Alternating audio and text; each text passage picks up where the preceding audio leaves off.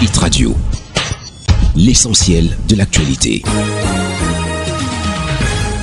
Mesdames et messieurs, bonjour et bienvenue sur Hit FM Radio 103. Kavayegue Djibril dénonce la faible part des crédits accordés aux PME. Le 12 novembre 2024, à l'ouverture de la 3e session ordinaire de l'Assemblée nationale, dédiée à l'examen et au vote du budget de l'État pour l'année 2025, le président de la Chambre basse du Parlement camerounais, Kavayegue Djibril, a plaidé pour un financement accumulé des PME dans le pays. Il faut relever pour le déplorer que seulement 18% de la masse totale des crédits octroyés au secteur privé sont accordés aux PME, alors que ces dernières sont promotrices de 75% d'emplois décents au Cameroun, a dénoncé le président de l'Assemblée nationale dans son allocution d'ouverture de la dernière session parlementaire ordinaire de l'année 2024.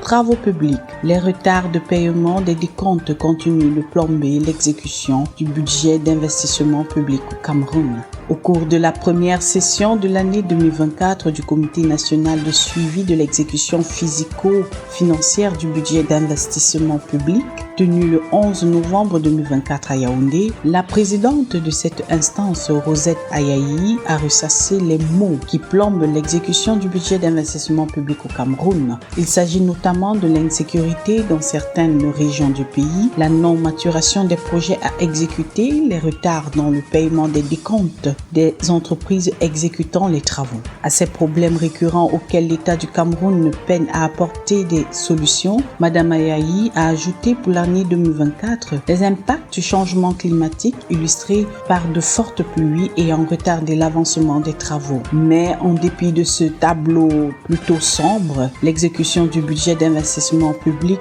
au cours des 9 premiers mois de l'année 2024 s'est améliorée selon le comité. En effet, en fin septembre 2024, le taux d'exécution physique des projets a progressé de près de 4% en glissement annuel atteignant 44,6% contre 40,7% à la même période en 2023. Cette embellie, apprend-on, est portée par des projets à financement extérieur.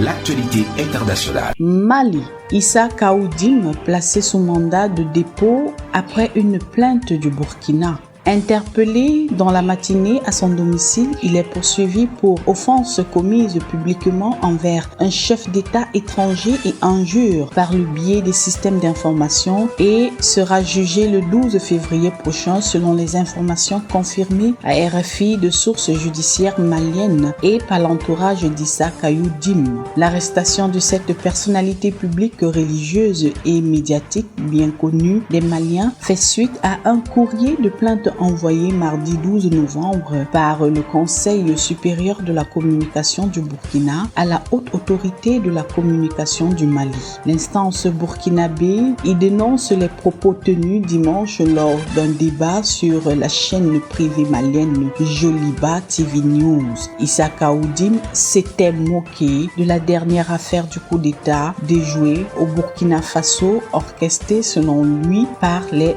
autorités. 29e édition de la conférence des partis COP29 à Azerbaïdjan, avec au menu la question de financement des pays touchés par les catastrophes naturelles. Les chefs d'État se sont succédés à la tribune de la COP29 sur le changement climatique à Bakou en Azerbaïdjan ce mardi 12 novembre. Certains ont vanté leurs efforts et beaucoup ont rappelé à quel point les catastrophes climatiques ont affecté leur pays ces derniers mois. L'enjeu de cette année est l'aide financière aux pays en développement pour faire face au changement climatique. Ils ne peuvent pas repartir les mains vides, a averti le secrétaire général de l'ONU, Antonio Guterres. Voilà, mesdames et messieurs, c'est tout pour ce flash info de ce jeudi 14 novembre 2024. Merci de nous avoir suivis. Merci de rester en compagnie de nos programmes. Hit Radio, une info d'avance.